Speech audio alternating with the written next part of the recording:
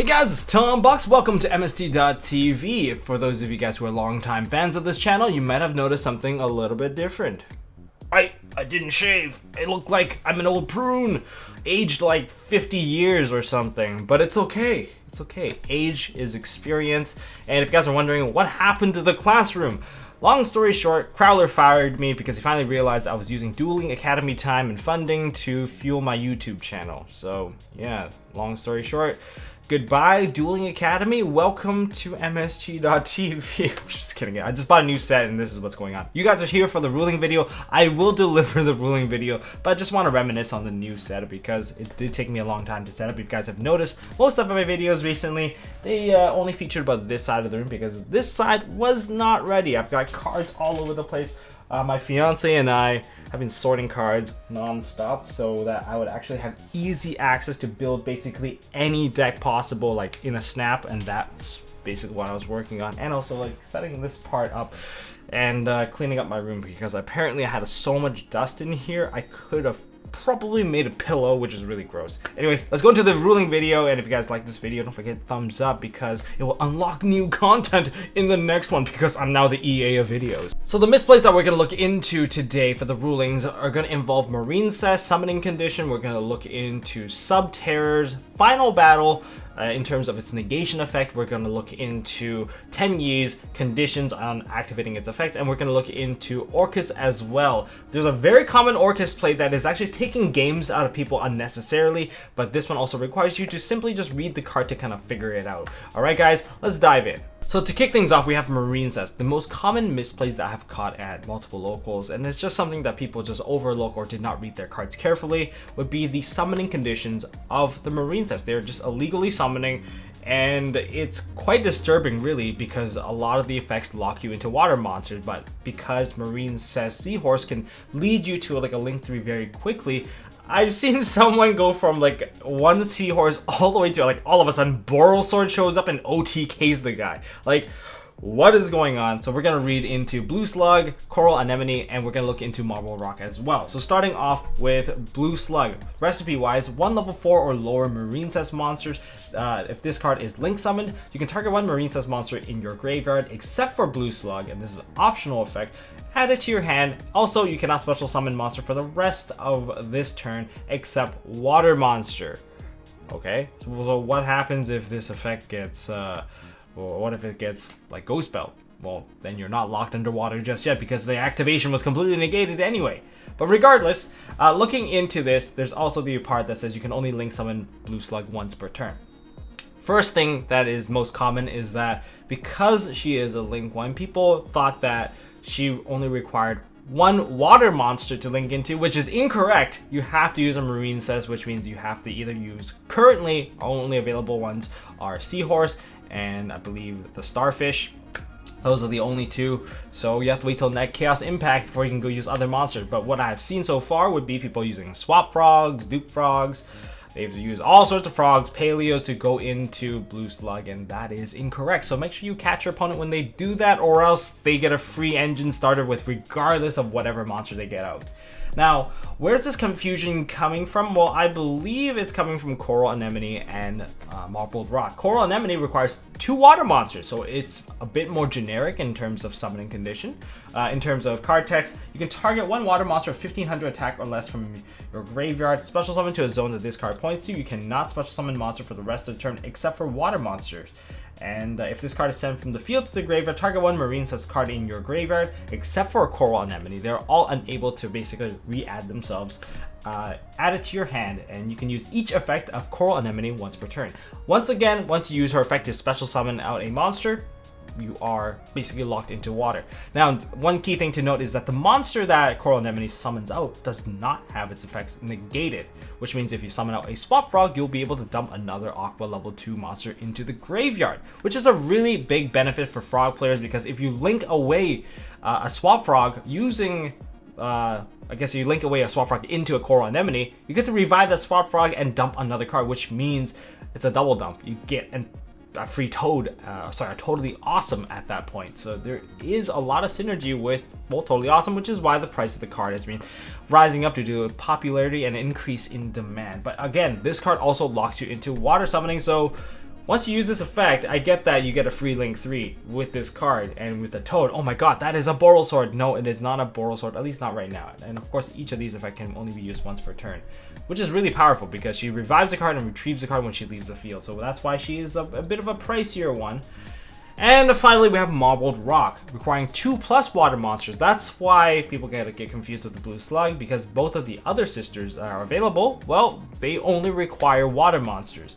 For this one, you can target a Marincess card in your graveyard except for Marbled Rock and add it to your hand. That is a once per turn, and that is an ignition effect. Holy crap. People have been using that as a quick effect, and I was just mind blown. I was like, wow, this card is so good. Let me read this card for a second. Hold on a second. You just added like 4 free cards over the course of 2 turns. Yeah, you can add 2 free cards over the course of 2 turns, not 4 cards. Yeah, that's something to keep in mind. Make sure your opponent is not using it like a quick effect. Aside from that, you can only use this effect once per turn, and when your opponent declares an attack, you can send one Marincess monster from your hand to the graveyard for that battle, and monsters cannot be destroyed by that battle. Also, you take no battle damage. 2 things to note about that effect. Your opponent cannot discard any card whatsoever, and it has to be apparently a Marincess monster from your hand. So if they try to like discard anything else, it does not work. I've seen people empty an entire hand to block every single attack, but there was like traps or spells. I was like, whoa, what's going on? So I'm just glad that we are paying attention to this. It's not Marincess cards, so you can't ditch a waves. It has to be monsters to stop attacks, okay? I'm just reading the card right here. And it does not negate a battle per se. I know people are like kind of jumping the gun on the phrase, oh, it just stops the battle. Like, it doesn't stop the battle. The battle still goes through. So if you're playing Gladiator Beast, if you attack into these cards, you will still be able to trigger your effect later on during the end of the battle phase. You have met your trigger condition and you will be able to tag out. And that's all I'm really saying about these cards. Make sure you're paying the correct cost, using the right recipe for all the Marincess cards so that we're all playing a fair game where people aren't just like, oh, I'm just gonna negate all your attacks. No, that's not how this archetype works. At least not yet. Wait till Chaos Impact when things change. Then we'll go back into this topic once again. So yeah, that is it for the Marincess. Let's move on. Next ruling, we have Toadally Awesome. So we're gonna segue into Toad. How is it working? Well, I'm just gonna give you guys a quick refresh on how Toad works. So if Toadally Awesome needs to negate a card, it can send from both on the field or in the hand as the cost, which means that's something that you should pay attention to. It's not so much people are making illegal plays, but people are just misplaying. They're miscalculating. It's like, oh, he'll have to send the Toad away and then I'll be fine. No, that is not the case. They still have cards in their hand that they can send for Toad's effect. So that's just part of how Toad works. In terms of how does Toad get to set the card, Toadally Awesome has to destroy the card in order to set it. So what happens if a card activates in the extra deck? Say like Purple Poison. Well, like Purple Poison, you can actually negate that and destroy. Cards in the extra deck can be destroyed, so you will be able to negate and set the card if needed. And that being said, cards in the graveyard, on the other hand, cannot be destroyed. So if it's, say, like a hand trap that got activated and you use Toad to negate it, you can negate it, but you won't be able to set it, all right? Because cards in the graveyard cannot be destroyed again. And yeah, that basically sums up the Toadally Awesome rulings that kind of segue into this. Next, we're going to look into Subterror, because there's a very kind of trippy wording that people are kind of messing up on. So Subterror Final Battle's 4th effect, which makes it so that this turn activated effects of Subterror cards cannot be negated, versus Solemn Strike. How does this one work, and what's the misplay? Well, the thing is, a lot of people have been playing this one a little bit incorrectly. They've been blanketing the protection a bit too harshly, where it's kind of covering something that it should not, which would be the negation of the activation of a card. So what am I talking about? Well, versus Solemn Strike, for instance. If you have the 4th effect resolved, say the 4th effect of Subterror Final Battle, and of course the activated effects of your Subterror cards cannot be negated, and then you activate Guru, you flip summon Guru, and Guru activates, and your opponent active chains Solemn Strike. What happens then? Does your Guru go through because your effect cannot be negated? Well, the answer is Guru's activation gets negated, and on top of that, Guru will still be destroyed, and you won't be able to get your search. But why is that, Tombox? Well, let me tell you. It's because there's a difference between the negation of an effect versus negation of the activation. That is something that we should be very clear on.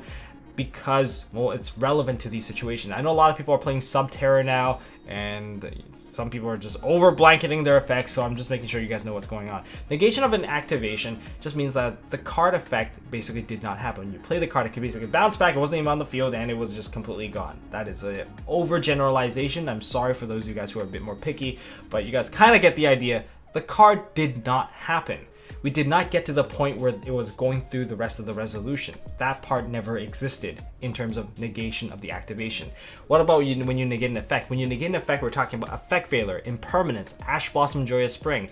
Those cards say negate the effect, which means during the resolution, when you're going down the chain, the card believes it's activated, the activation is successful, but the resolution was negated. So rather than the card completely did not happen, it's just that your effect during resolution couldn't happen because it was negated. So there's a difference between the two, and the clarity of understanding the difference between the two is one of the defining points between a good player and a great player. So hopefully you guys got a better understanding at that, and if I did a poor job explaining, I will try better in the comment section down below, guys. So don't forget to hit that like button. Okay, Tenyis, this one's a bit of a ruling quickie, but the thing to catch is if they're activating their monsters correctly based off of the correct conditions that's set. So I know that the conditions slightly overlap. They have a summoning effect, and they also have an effect that requires them to banish the card from the graveyard or from their hand. So those are the two types of effects that most of these Tenyi monsters possess. So the first effect to summon is that they have to control no effect monsters. They have to control no effect monsters to get the summon out. So basically a blank board counts towards that, and you can summon. And this summon effect isn't activated once, so you technically have a chain, so you can mind crush it out of your opponent's hand if needed. As for the second effect, the one that requires to banish, and some of them are ignition, some of them are trigger. Regardless of the case, you just have to pay attention that they are controlling a non-effect monster. You cannot activate these effects on a blank board. You have to control a non-effect monster, which is like a vanilla normal monster, a fusion monster that has no effect whatsoever, or a link monster that has no effect whatsoever, which is like the monk, the berserker. They count towards that. What I've seen people do is that they activate like a card like Vishuddha to bounce a card on the field back to their hand, and they did it on a blank board just so that their cards would be safe. But then they're mixing up the condition, and that's what you have to catch. It's hard to catch, especially if you don't read the cards. If you don't respect a certain deck, you let these effects go through and you lose without knowing why, and then all of a sudden you get mad because you didn't read the card. So I'm reading it for you guys. This is something that you should pay attention to. If they have nothing on the field, they can summon. If they have a non-effect monster, they can summon. If they control an effect monster, they cannot summon from hand. And if they control a non-effect monster and an effect monster, well, they can still activate stuff in the graveyard or from their hand by banishing. That is the rule of thumb. Hopefully you guys didn't get confused because it was still a little bit wordy. And finally, to close out this video, we're going to look into Orcust Longirsu. This is one that you called out in my previous live duel video, Orcust versus Crusadia Thunder Danger. And yeah, let's bring it up right now. So we're actually going to read the entire effect so that we don't miss anything on this one. So this requires 2+ effect monsters, including an Orcust monster as the recipe. Now, note, because of the popularity of, say, the Ib, the Justisar of the World Chalice, there have been a lot more normal monsters put in people's decks, such as Flambeau Guard or perhaps Galaxy Serpent. And I've seen people use those monsters to go into Orcust, and please don't do that. That is an absolute mistake. They require effect monsters to play properly because you have to have the proper reach. First of all, in terms of card effect, this link card cannot be destroyed by card effect. Cool. So link means as long as something is pointing to it or it is pointing to something, that would make it a linked monster. And you can target 2 of your banished machine monsters, shuffle them back into the deck, then you can send 1 linked monster your opponent controls to the graveyard. Either you point to their stuff or they point to their own stuff. It doesn't really matter. And this card cannot attack the turn you activated this effect. And you can only activate 1 Longirsu, the Orcust Orchestrator, once per turn. So, even if you do not send your opponent's card to the graveyard, you will not be able to attack. The moment you shuffle 2 cards back in, it cannot attack. I've seen people make the excuse, oh, I didn't send the card, so I can still attack. That's not true. the moment you use the effect to put 2 cards back into the deck, you cannot attack. The moment you declare an attack, you cannot shuffle 2 cards. That is something that people overlook quite easily, and it is definitely one of the harder things to catch for sure. I didn't even catch it on my live duel, and I was the one playing, but Phil destroyed me that game, or sorry, P destroyed me in that game, so yeah, you guys don't have to watch that video. No, don't worry about it. But it was a really fun game, really good game between the both of us, and really good game too. Maybe check it out. But anyways, so that is what we should pay attention to for the Orcust Longirsu. Galatea does not hold the same clause, so don't apply this same logic to Galatea. Galatea can attack even though she has used her effect, so that is what we need to pay attention to. And that is all I got for this ruling video, guys. If you guys enjoyed the ruling video, smash the thumbs up, just destroy that thumbs up button, and don't forget to hit the subscribe to unlock the bell. And once you have the bell unlocked, don't forget to hit the bell to enable notifications to stay up to date with MST.TV. I'm going to Germany, guys, so you definitely want to stay up to date with that. I'm going to be able to film there. I have the rights, I have media coverage, so I look forward to it. I'll be talking with Team APS. I'll be talking with Simply Unlucky, most likely. I'm going to be talking with the staff. I'm going to be doing my best to give you the best Worlds coverage while I am there. And I'm very honored, and I do feel very privileged to be able to go to Worlds this year. And maybe you guys want to see more stuff from MST.TV. Don't forget to hit subscribe and ding notification bell. And if you guys got any ruling questions, leave it down in the comment section below. We've got a bunch of experts in the comment section as well that are willing to answer your questions. And if you got more questions, check out the Ruling Zone Discord, or check out my Discord in the tournament ruling section, where we have our staff of ruling experts are ready to answer your questions. And until next time, I'll see you guys in the next one, as I have to go crazy and pack up everything. See ya.